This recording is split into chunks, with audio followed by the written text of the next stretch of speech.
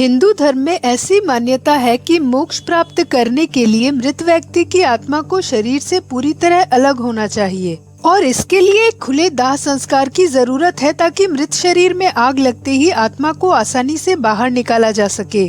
बाद में राख को नदियों और जलाशयों विशेषकर गंगा नदी में विसर्जित कर अंतिम संस्कार की प्रक्रिया को पूरा किया जाता है। इसीलिए सदियों से हिंदू धर्म में शमशान घाट अक्सर किसी नदी या वाटर बॉडी के किनारे बनाए गए हैं। भारत में हर साल औसतन 70 लाख से अधिक हिंदुओं की मृत्यु होती है। एक पारंपरिक हिंदू दाह संस्कार में 6 घंटे लगते हैं और शरीर को पूरी तरह से जलाने के लिए 500 से 600 किलोग्राम लकड़ी की जरूरत होती है।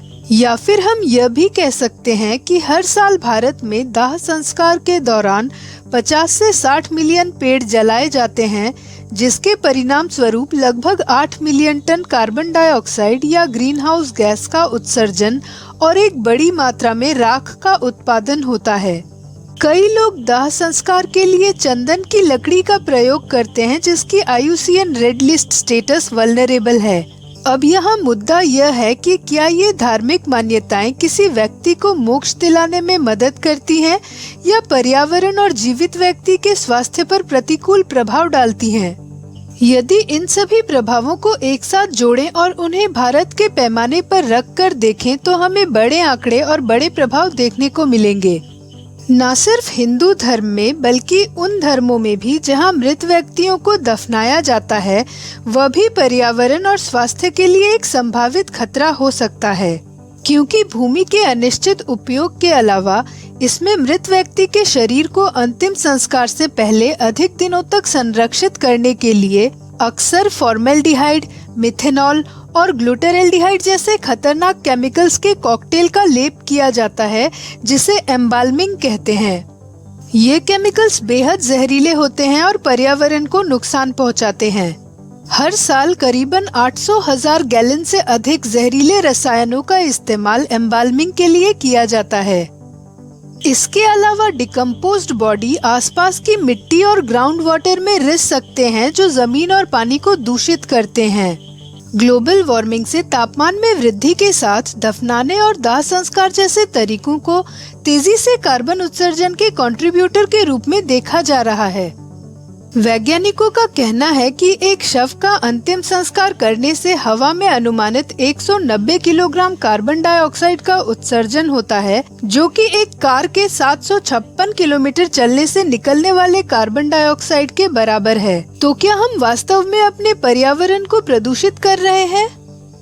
इलेक्ट्रिक क्रिमेशन का कॉन्सेप्ट भारत में नया नहीं है। इसे जनवरी 1989 में गंगा एक्शन प्लान के तहत शुरू किया गया था। पर्यावरण प्रदूषण से निपटने के लिए देश के विभिन्न हिस्सों में विशेष रूप से मेट्रो शहरों में विद्युत शवदाह स्थापित किए गए थे। सरकारी, गैर सरकारी संगठनों और पर्यावरणविदों द्वारा इसे बढ़ावा भी दिया गया, पर फिर भी भारत में विद्युत दाह संस्कार ज्यादा लोकप्रिय नहीं हो पाया, क्योंकि अभी भी ऑर्थोडॉक्स फैमिलीज अपने ट्रेडिशनल बिलीफ को छोड़ना नहीं चाहते हैं। तो अब सवाल ये उठता है कि पर्यावरण को ध्यान में रखते हुए मृत शरीर के साथ क्या करना बेहतर होगा, उसे जलाना या दफनाना, या फिर दफनाने या दाह संस्कार करने की बजाय कोई और विकल्प हो सकता है?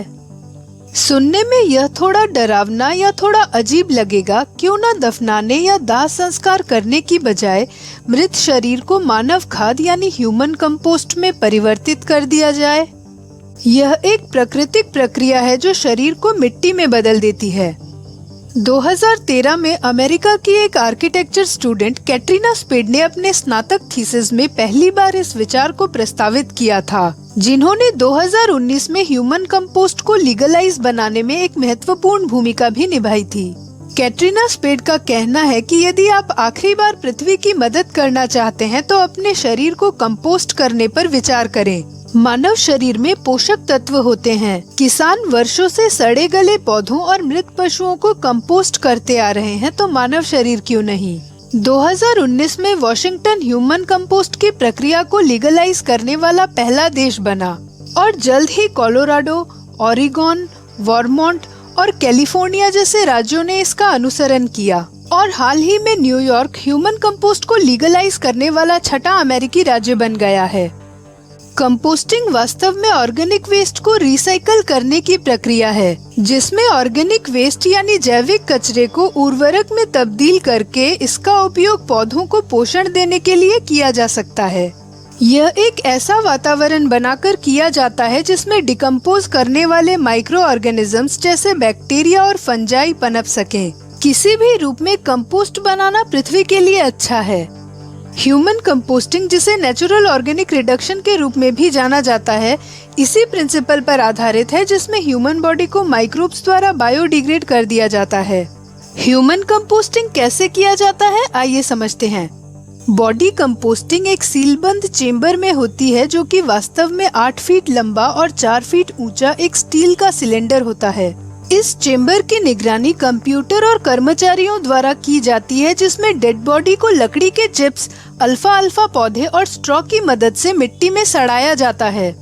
ऑर्गेनिक मैटर्स माइक्रोब्स और माइक्रो ऑर्गेनिजम्स के लिए एक ऐसा वातावरण बनाते हैं जो डिकम्पोजिशन की प्रक्रिया में मदद करते हैं।